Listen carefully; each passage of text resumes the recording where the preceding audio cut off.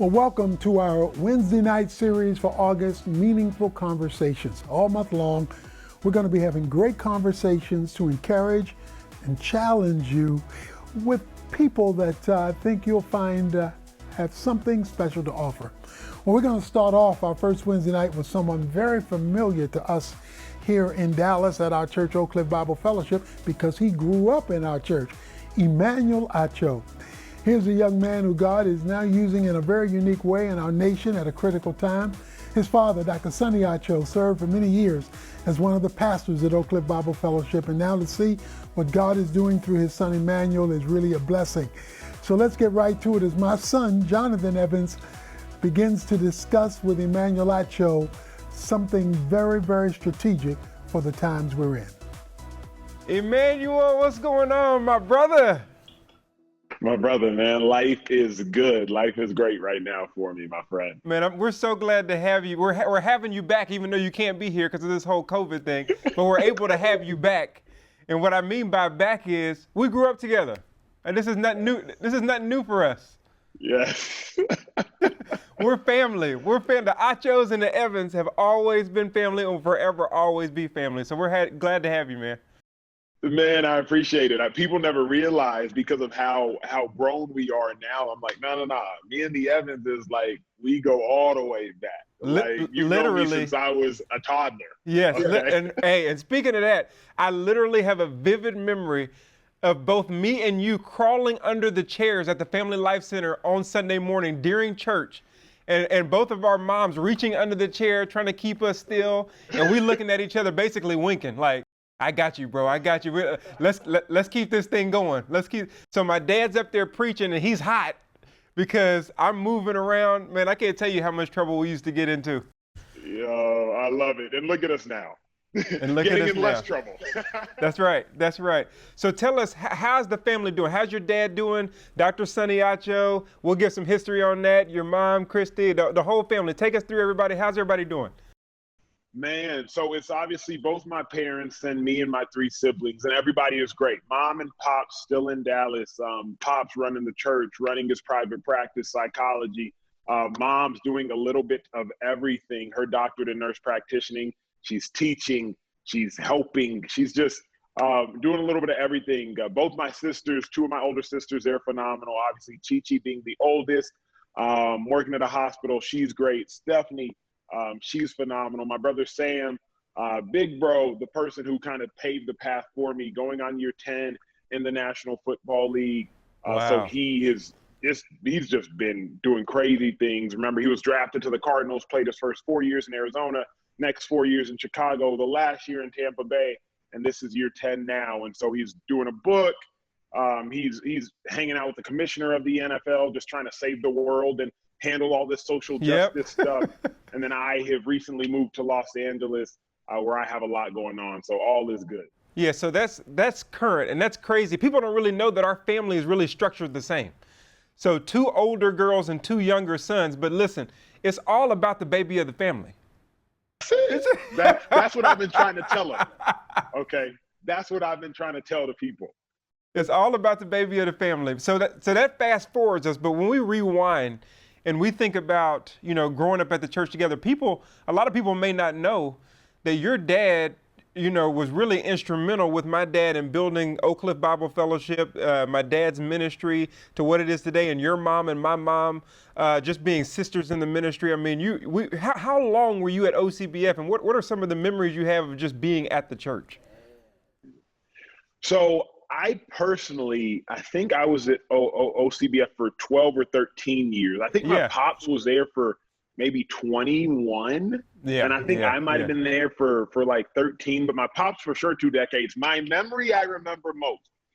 And if you walk into this church, into Oak Cliff, you can validate this memory, because if you walk into one of the side doors, you'll see a picture of a little 6-year-old Emmanuel in an Awana outfit with a little bandana scarf. Yep. And I prayed for the groundbreaking ceremony of the new worship building that was built.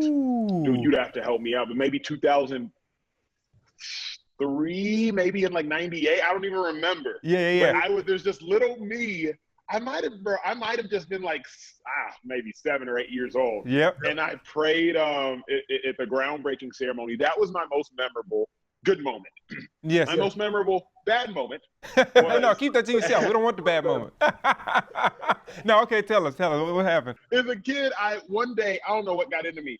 The communion cups that were in the back of the pews, because there used to be the pews and back in the day, I would like put them on the ground after church, and I went around stepping on them and smashing just communion cups in like every single pew. Boy, mom and pop were not happy about that one. People don't realize it's listen, that baby child, we can cause a ruckus, but hey, we grow up and do good things. Grow up and do good things. It's amazing, our whole history just kind of being together, and people always ask, what is it like to be Tony Evans' son? And you probably get, hey, what is it like to be Christy and Sonny Acho's son? And so when you think about your dad and your mom being raised in that household, what was it like being their child? And take us back to, the Nigeria stuff. Like, what did they make you do, make you learn, make you go? What was it like growing up? Man, people always ask me, well, they don't ask me now. People tell me, they say your parents must be incredible. And they say your parents must be proud. Wow. And to that I say, dude, the biggest thing my parents ever did for me was when we would go back to Nigeria every summer on medical missions trips. And I think my dad started that while we were at Oak Cliff, because he would go with doctors, nurses, and just people from Oak Cliff and from around the country. And we go to Nigeria for 2 weeks and just do free medical care. Then finally, we built a hospital in Nigeria back in like 2016 or so, and then just started operating out of that hospital. Bro, we used to just operate out of a shack. We would bring a generator in, and we would just turn what was essentially like an abandoned shack into a clinic for 2 weeks on end. That's what taught me my humility, bro. Because growing up in a Nigerian household, parents were strict, the strictest. And it's like, curfew didn't exist because you weren't going out. So you don't need a curfew if you're not leaving. Curfews exist for if you leave in the crib. But if you're not leaving the house, there's no need for curfew. No need. And so there were a lot of rules, a lot of legislations. But as I got older, bro, I realized like it was all out of love. And so, growing up in a very disciplined household, it just taught me the act of discipline, putting academics first, respecting your elders, all those things that when you're a kid, you're just kind of like, for what? But now as an adult, I've realized everything my parents did paved the way for my success. And I say this, and I think your dad may have said it, more is caught than is taught. Right? Like there's a reason, like I still haven't drank alcohol. I never saw my parents drink. Not that anything's good or bad with it. I just never saw it. The reason I don't really curse. I never heard my parents curse. And so the reason I am who I am, and even now being a sports analyst or caring a ton about my fashion, is because every Sunday, twice a Sunday, I was listening to pastors like my dad or your dad. And suited up. Suited up. Suited and booted. Like they were suited to a T. And so I've now realized like I am who I am because of my pops and because of my mom. And I say the same thing. Again, us growing up was very similar. Family structure, or family dynamics, family faith, being able to watch your parents and carry that into who you are in every aspect of life. But I have my own story, though, on when my faith became my own. And everybody does. And so that's what I want to talk to you about. So when did your faith change from you riding the coattails? What I always say, I was riding the coattail of Tony and Lois Evans for a long time. I was just hanging on to the coattail and just letting them drag me with the faith that they had. So when did Emmanuel Acho's faith become Emmanuel Acho's faith? There are levels. There are levels to faith. There are levels to our walk. There are levels to our Christian life. My senior year in high school, I was supposed to be like the star on the football team. I was at this affluent private school. And every game day, every Friday, we would have like Christian revivals. And we would get into the parking lot at like 7 a.m., an hour before school started, me and like 8 other dudes. And we would just jam like Kurt and just jam like some old school Kirk Franklin and just have a Bible study 30 minutes prior to first period. There you go. That was when I really kind of took ownership of it. But then I said there are levels. So that was like tier one. Then tier 2, I'm at the University of Texas. And University of Hey. Texas, it got 6th Street. Yep. And it go down on 6th Street. And so like when you get to Texas, that's when it's either I am going to break or I am going to become. Right? You're either going to become or you're going to break. And that's when I truly became the man that I am, because there are so many temptations, so many things to veer you off course. But I realized, man, even though I'm on this team with all these different guys, I am going to stand for what I stand for. If you don't stand for something, you'll fall for anything.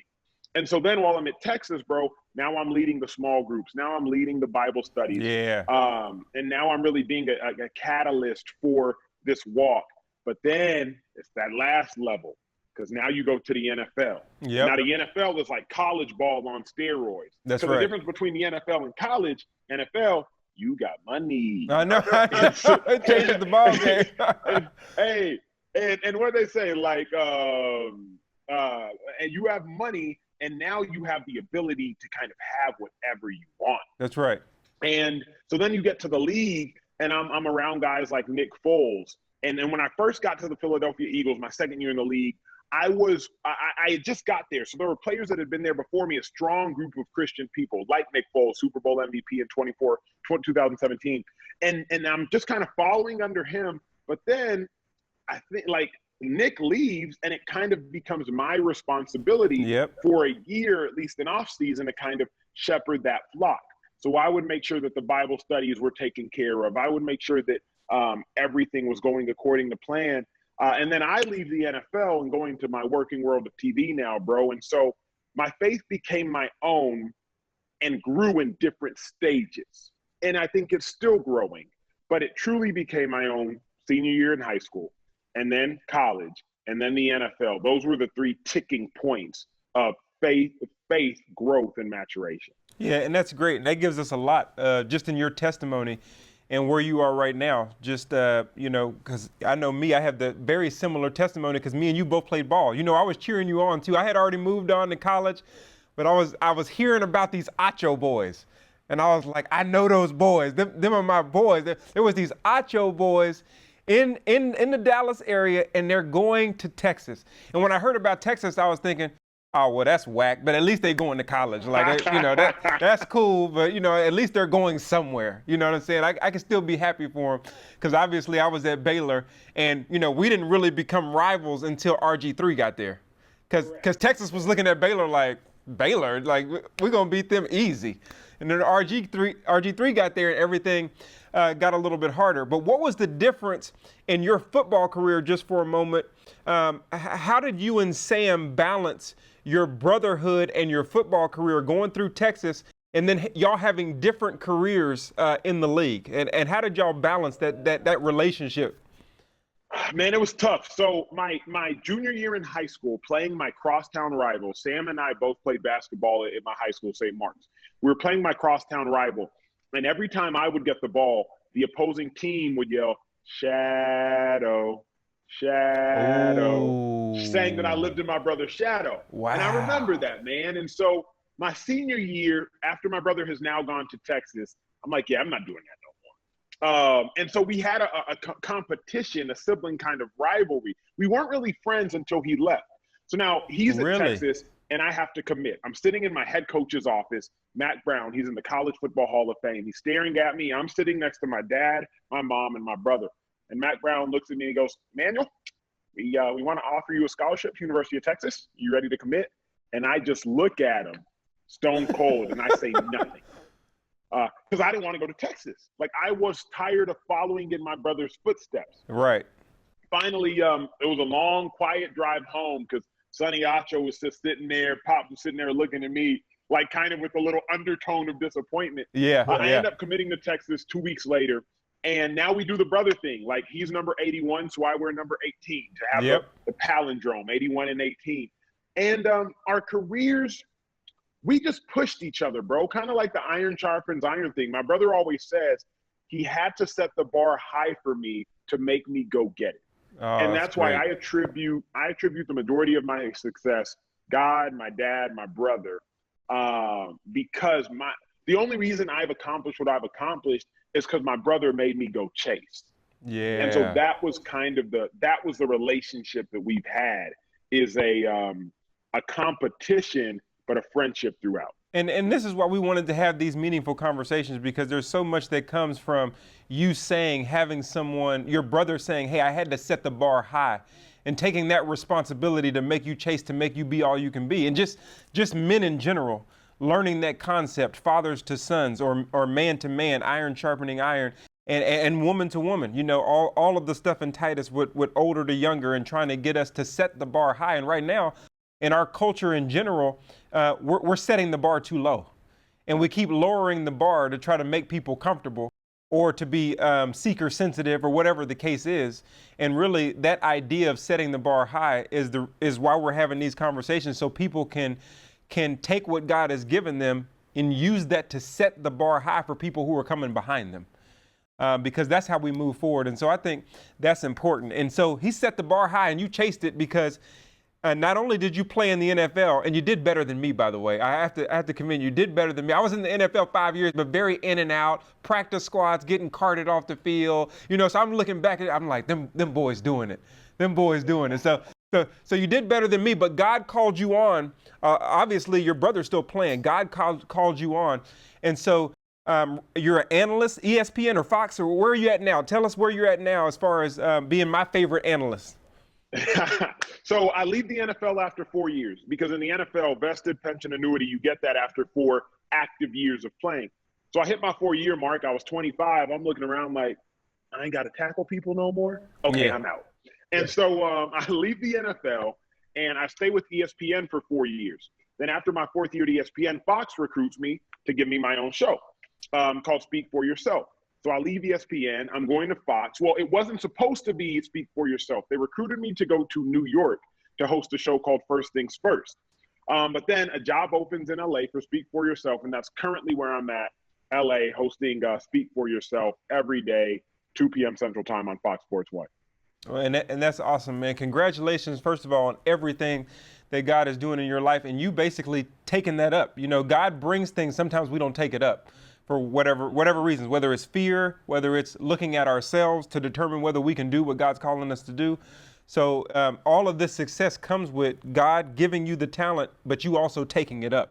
And so, man, I'm proud of you with all of that. Now, you know, everybody wants to know, how did these uncomfortable conversations with a black man get going? I know it comes from what's going on in the culture, but who called you? How did it come about? What happened to make that thing happen, and the way things have been going leading up to the point you are now? Man, I will tell you and y'all watching the story that I really haven't shared much publicly. So after the murder of George Floyd, I was torn, because I'm a sports analyst. Sports analysts are not supposed to talk about things outside of sports. Right. You know, we hear people talking about LeBron saying, shut up and dribble, or stick to sports. So I was torn. But before I was ever a sports analyst, I was a human being. And specifically, I was a black man. Right. And I said, man, I have to do something. So at first I was going to call it, Jonathan, questions white people have. Because I know so many of my white friends have questions that they can't get answered because they either don't have black friends or they're too scared to ask. But as I was talking to one of my white friends, she was like, hey, you know, more than just white people have these conversations, and they don't have these conversations because they're uncomfortable. And I was like, she's like, so how do you feel about calling it uncomfortable conversations? I was like, nah, it's missing something. I said, well, I'm a black man, so we'll call it Uncomfortable Conversations with a Black Man. And I shot the very first episode, and this is how you know it's a God thing. I was looking at a text message today, and my studio call time was at 11 a.m. before I shot the first episode, maybe May 31st. And the last text I got at 10:56 was from a friend discouraging me from doing it. She says, hey, Emmanuel, I just don't think it's a really good idea. This isn't the way. And I literally respond back and I say, I'm going to go as God leads. And I go, I do the first episode, had no idea what was going to happen. Within 3 days, I have like 25 million views. And mind you, it wasn't like I was a big name. Like I was a name, but I was by no means a big name before that. 25 million views. 6 days later, I get a call from a no caller ID number. And if a no caller ID number calls you, it is either really good or it is really bad. Yeah, exactly. And it was Matthew McConaughey, Academy Award winner Matthew McConaughey. He said, Emmanuel, I want to have a conversation. I said, all right, Matthew, let's do it in 3 days. That's when I'm taping episode 2.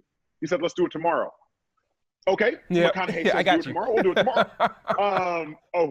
A week goes by. I get another call from a no caller ID number. This time it's Oprah. Hey, Emmanuel, I love what you're doing. Would love to have a conversation with you. We hop on FaceTime. We sit there, we talk. I let her know my heart, let her know my goal, let her know my intention. I just want to bridge this gap in this racial divide. She says, well, I stand behind you. I stand with you. I'd love to partner with you on the project. So I have a book coming out, Uncomfortable Conversations with a Black Man, that's actually an Oprah imprint. So she is putting her stamp of approval behind this book. So we've partnered to write that. It'll come out on my birthday, November 10th. Obviously, you can pre-order it at uncomfortablecombos.com. But that's how it all came about, man. And since then, over, I want to say 56 million views on the series. Wow. My favorite episode, and this is for this audience. Okay. I sat down with a white pastor last week, Carl Lentz, the lead pastor at Hillsong Church in New York City. And I asked the questions, bro, that so many Black people like myself have wanted to know. Why is the white church silent? Right? America's brokenness was founded by white Christian men. Carl, you are a white Christian man. What can you do to remedy this problem that your figurative forefathers put us in? You know, right. I said, what would Jesus be doing right now, in your opinion? Would he be marching? Would he be posting black squares on Instagram? Well, then why aren't people doing it? Right. So I just had, this is for the church, for anybody watching, this was a very compelling conversation. You can find it on my YouTube, my Instagram, my Facebook, anything else. And this is not an advertisement. This is I said, Oprah told me, Jonathan, she said, whenever you're doing a show, ask yourself, what is your intention? What is your intention? And my intention was to let Black people feel vindicated and white people feel challenged and called. Mm-hmm. And that happened in that episode. I want my Black brothers and sisters to feel like, yes, why has the church been so silent? And it was powerful, man. So the series has been powerful. Is that episode out? That episode you're talking about now, when does that come out? The one with Carl Lentz came out this past Tuesday. So it's been out for 4 or 5 days. It dropped on July 28th. So they can check that out. Thankfully, it already has over 1 million views across 3-4 different platforms. So the world has been moved by it. But I just encourage, I implore my Black brothers and sisters to watch that, and my white brothers and sisters. So much knowledge. I'll tell you this. This is what stuck out to me most, bro. And I'm about to get excited now because I almost jumped up out my chair when he said it. Yep. Carlin said the problem with American Christianity is that we think the Bible said, blessed are the peacekeepers. And it really says, blessed are the peacemakers. He said that pivotal difference is a problem in our society, because in order to be a peacemaker, that means you have to go find war. You have to go find oppression. You have to go find the hurting. To be a peacekeeper, you can just say, oh, it's peaceful around me. I'll keep the peace. Ooh. But to be a peacemaker, you have to go find war. And boy, when I say I almost shouted. I know. So that's real good. The conversations, they haven't been about me, bro. They've just been for the sake of the world, talking, dialogue, so we can mend our racial divide. Man, well, listen, man, we're proud of you, and we're so happy to hear from you and what's going on and everything that you have going on. And I just want you to know that your local church, your family that you grew up with is just excited to hear from you, and all of those that are hanging out with us to have this conversation. And it was a very meaningful conversation. But before we go, just tell everybody how they can follow you, what's coming up, so that they can see everything that you have going on and be blessed by it. Amen to that. You can follow me on Facebook, Emmanuel Acho. It's really the Emmanuel Acho. That's my Facebook page. That's where I post uncomfortable conversations, typically on Tuesdays, every Tuesday or every other Tuesday. My Instagram and my Twitter at Emmanuel Acho, and my YouTube at Acho. That's where I push all my content out, because I own all my content. All these uncomfortable conversations, they go out through those channels. There have been amazing conversations now with over 55 million views. So watch them, share them, be challenged by them, but more importantly, challenge the world with them. so we can really heal what we have going on. Thank you, brother. Love you, man. OCBF family and everyone watching, we're just so excited that you joined us. I hope you thought this was a meaningful conversation because it was great to catch up. This is week 1. Get with us next week as we continue with these conversations.